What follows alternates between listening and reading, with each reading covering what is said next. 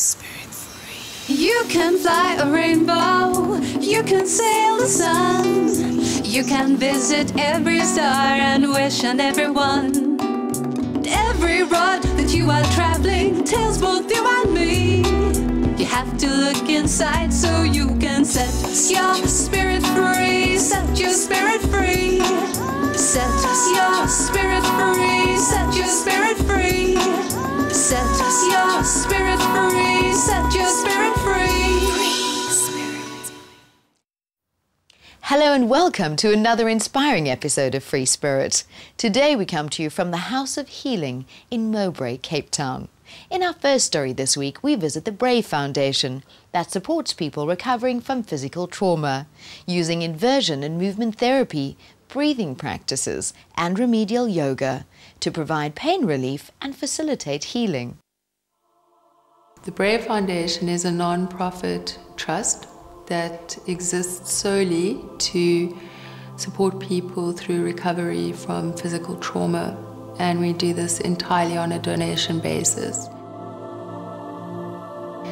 My own choice to practice what one might say is karma yoga was reinforced when I came across a great Indian saint called Amma, who is also known as the Hugging Saint, who has community, one might say, of over 3,500 non-profit donation-based organizations, of which Brave is now one.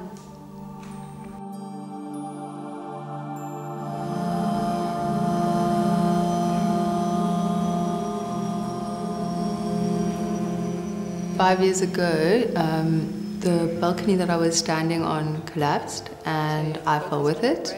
And the result was I fractured my pelvis in 5 places and had some spinal injury and faced a fairly long recovery process. And while the modern medical establishment is very well versed at the crisis period of injuries, we no longer nurse people back to health or well-being.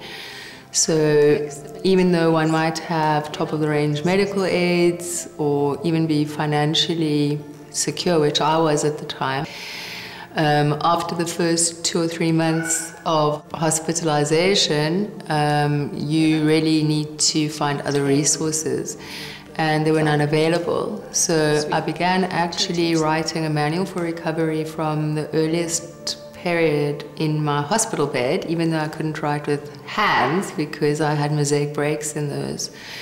But mentally, having realized that there were really no practical resources that helped one through the basic principles of recovery. Lifting the left leg. In recovery, which I had to realize very quickly, is more than the first month or 2 that one might have surgeries or even be in ICUs or need some kind of medical intervention. But the reality is that we face a good 2 years, sometimes even longer, of healing. So on the out breath, tuck the elbows in and come down onto the very So the fundamental principle of Brave is teaching people to be their own best healer, their own best teacher, and to use their body as the instrument. One last one. Just breathe.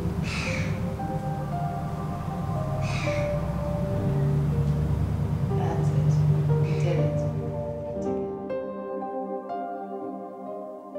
I think my injury initially was a big shock. You know, really sort of coming to terms with it in the beginning, to just realize the extent of it and, you know, just what an impact it was going to have. You know, stage 1 was really understanding what had happened and, you know, how my life would be changed from then onwards.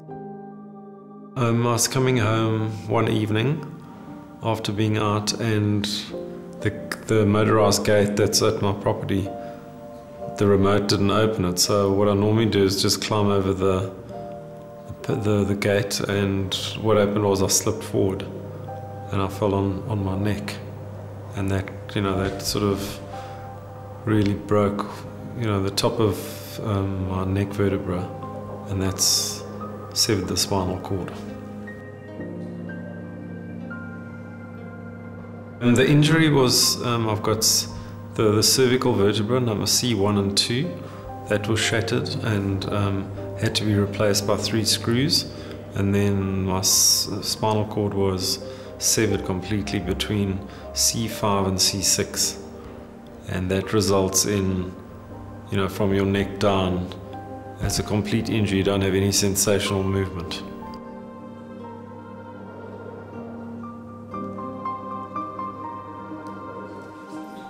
A friend of mine who was visiting in hospital mentioned to me that there was a foundation that focused a lot around remedial yoga and breathing techniques, and it was something that you could actually do in hospital.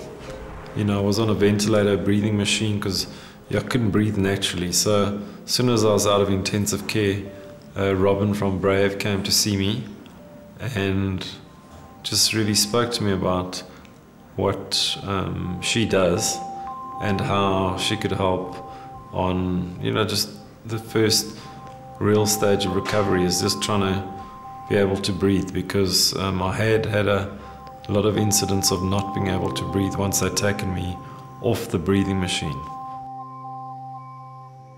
With my sister Tracy, who's my primary caregiver, she helps me with the recovery practice. And then William, my carer, he also helps with everything from the practice and the remedial yoga to daily routines. So from the earliest days, we focus on immersing ourselves in the breath and learning to listen to shifts in that breath, changes in that breath, to intimately reconnect with our breathing patterns. Not to say that we can control breath, we can't. Breath is controlled by something outside of us, and even that is a very profound thing to realize, particularly when you may have lost your breath for a period, and know that to take that next breath is not up to you, but rather is a gift. Up from the right foot to the navel. What most of us don't realize is that there are close to 2 million people a year in this country alone that go through trauma wards and ICUs. Close to 500,000 of those don't make it out of those wards, and the remaining 1.5 million, only a very small percentage are declared having a permanent disability. So close to 1 million people a year are falling through the cracks. What I mean by that is there's no disability grant or financial aid or even organizations that exist to support the average person through a long recovery process. Ryan is also a very special person at Brave, because while he was in ICU and wasn't even really aware of it, his partner at the time found out she was pregnant, and they now have a 1-year-old child, Levi, who's, you might say, one of Brave's miracle babies. He also has a very profound ability to immerse himself in his body and in a state of awareness. I was going to my girlfriend's house in Stellenbosch, and a drunk pedestrian decided to run across the road at Kayamandi. I hit him on my bike, and I'm told that my left lung collapsed. Vertebrae T5 and 6 were crushed, and as far as I'm aware, oh yes, and my right eye exploded. Luckily they've repaired the right eye. It was quite a challenge sort of learning how to take care of my son as well, because as light as he is, to pick someone up from down there with just one hand and no back to lift both of you up is a mission. But luckily him and I are starting to understand each other. He's getting older and he's learning how to hold onto my arm, so I only have to do about half the work I used to. Then I couldn't chef anymore because obviously the chair takes up a lot of space, and kitchens are designed so that you need as little space as possible. But what I've been doing with Robin is talking about different ways to get back into the kitchen, because that's what I love. And what I do at the moment is I have standing orders on Tuesdays and Thursdays for bread, which I make. Working with the Brave Foundation, I can achieve a lot more of my personal goals, and the way that they're helping me achieve the personal goals, using the yoga and the breathing, is helping me to recover myself, because there's no point in getting better if you're going to be just better but still have a really bad life. The independence that it breeds inside of you is the main reason I come here. Colour and sound therapist Elizabeth Mudge realised she had to be quiet in order to listen, and only then could she speak her truth. Stay tuned as Elizabeth reveals her musical talents and how she uses singing to heal.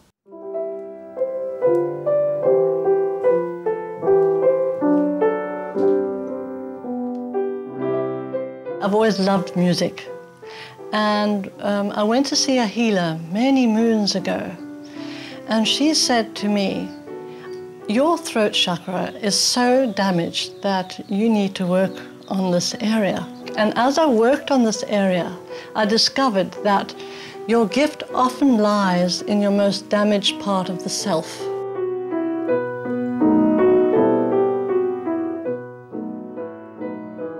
As a child, I was very sensitive.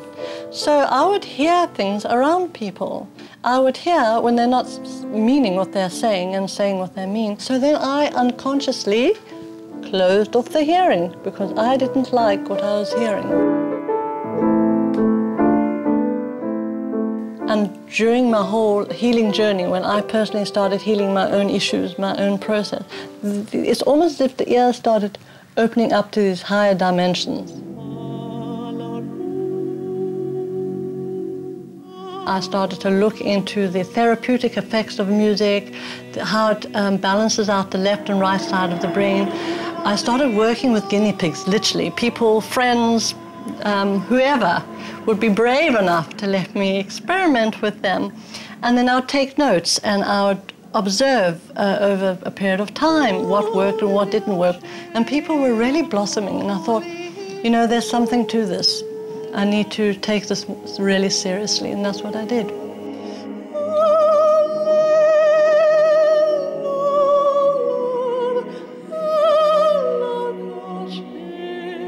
We use sound and energy in this specific method is to help the individual get in touch with the unconscious, because that is where our fears are kept, and that's what stops us from going forward and taking the necessary steps for our development.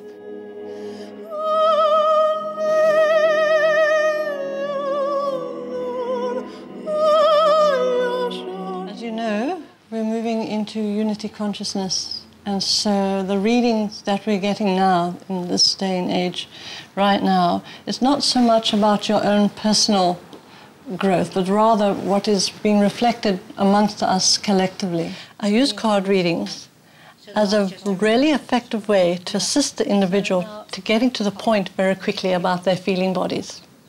A lot of people do not express themselves easily. A lot of them are suppressed. And when they have a picture in front of them with color, which is very beautiful, it does something to their feeling body. They feel freer because the picture is helping them to communicate, and the right words just seem to flow for them. Oh, and I love this card, adventure. I need this card. I want some adventure in my life, Elizabeth. And you're able to, because you've done so much work. You've done all your inner child work, you've done your shadow work, and now you're realizing, yes, we are in unity consciousness, and it's time to stand in your light. Yeah, it's time that I begin to enjoy myself. What I hope to get out of it is a general color scheme, a general mood of what the person is going through, and how I can